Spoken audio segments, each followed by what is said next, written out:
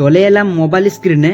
এবার মোবাইল স্ক্রিনে আসার পরে আমাদেরকে আগে চেক করে নিতে হবে যে ডিবিটি লিংক আমাদের ব্যাংকে অ্যাক্টিভ আছে নাকি নেই। তো ডিবিটি লিংক চেক করতে হলে আমাদেরকে চলে আসতে হবে গুগলে। এবার গুগলে আসার পরে এখানে সার্চ করে নিতে হবে আধার ব্যাংক সিডিং। সার্চ করার পরে উপরে যে ওয়েবসাইটটা দেখতে পাবে ওই ওয়েবসাইটটা তোমরা টাচ করে নিবে। টাচ করার পরে এখানে দেখতে পাবে কন্টিনিউ ইন ওয়েব, এখানে টাচ করে নিবে।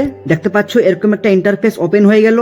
এবার একটু নিচের দিকে চলে এসো। নিচের দিকে আসার পরে এখানে দেখতে পাবে ব্যাংক সিডিং স্ট্যাটাস, এখানে টাচ করে নিবে। টাচ করার পরে এখানে দেখাচ্ছে ইন্টার আধার নাম্বার, মানে এখানে আমাদের আধার নাম্বার দিতে হবে প্লাস নিচে ক্যাপচার দিতে হবে। এবার আধার নাম্বার আর ক্যাপচার দেওয়ার পরে এখানে তোমরা লগ ইন উইথ ওটিপি তে টাচ করে নিবে। এবার দেখতে পাচ্ছ বন্ধুরা নিচে এখানে ওটিপি চাইছে, মানে আধার নাম্বারে যে মোবাইল নাম্বারটা লিঙ্ক আছে ওই মোবাইল নাম্বারে 6টি সংখ্যার ওটিপি যাবে, সেই ওটিপিটা নিয়ে এখানে তোমরা পেস্ট করে দিবে। তারপরে এখানে তোমরা লগ ইন করে নিবে। দেখতে পাচ্ছ বন্ধুরা আমার এখানে ব্যাংক অ্যাকাউন্টে ডিবিটি লিংক অ্যাক্টিভ আছে।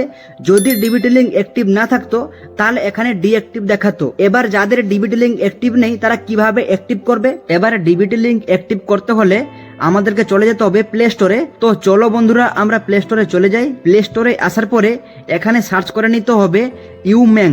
দেখতে পাচ্ছ আমি এখানে সার্চ করে নিয়েছি, যেহেতু আমার এখানে অ্যাপসটি ইনস্টল করা আছে ওই জন্য আমাকে এখানে ওপেন দেখাচ্ছে।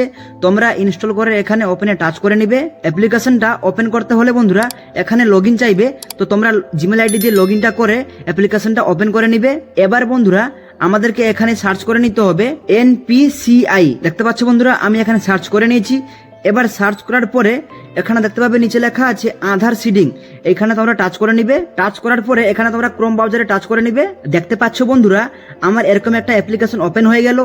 এবার ওপেন হওয়ার পরে এখানে দেখাচ্ছে যে এই টাইমে কিন্তু আমাদেরকে কিন্তু সংশোধন করতে হবে, মানে আমাদের আধার সিডিংটা অ্যাক্টিভ করতে হবে এই সময়ের ভিতরে। তো অ্যাক্টিভ করতে হলে বন্ধুরা আমাদেরকে এখানে 3 ডটে টাচ করে নিতে হবে। তারপরে এখানে দেখতে পাবে আধার সিডিং, এখানে টাচ করে নিবে। টাচ করার পরে বন্ধুরা এখানে দেখাচ্ছে এন্টার ইওর আধার, এখানে আধার নাম্বার দিয়ে দিতে হবে। তারপর নিচে দেখাচ্ছে রিকোয়েস্ট ফর আধার, মানে তোমরা কি করতে চাও, ডি সিডিং নাকি সিডিং। তো তোমরা এখানে সিডিং এ টাচ করে নিবে, যেহেতু আমরা অ্যাক্টিভ করব তো এখানে সিডিং এ টাচ করে নিবে। তারপর এখানে তোমাদের ব্যাংক সিলেক্ট করে নিবে, তোমাদের কোন ব্যাংকে তোমরা অ্যাক্টিভ করবে। তারপরে এখানে সেই ব্যাংকের অ্যাকাউন্ট নাম্বার দিয়ে দিবে, এখানে কনফার্ম অ্যাকাউন্ট নাম্বার দিয়ে দিবে। তারপরে এখানে ঠিক চিহ্নতে ঠিক করে দিবে। তারপরে নিচের দিকে স্ক্রল করে এখানে ক্যাপচার দিয়ে দিবে। ক্যাপচার দেওয়ার পরে এখানে সাবমিট করে দিবে।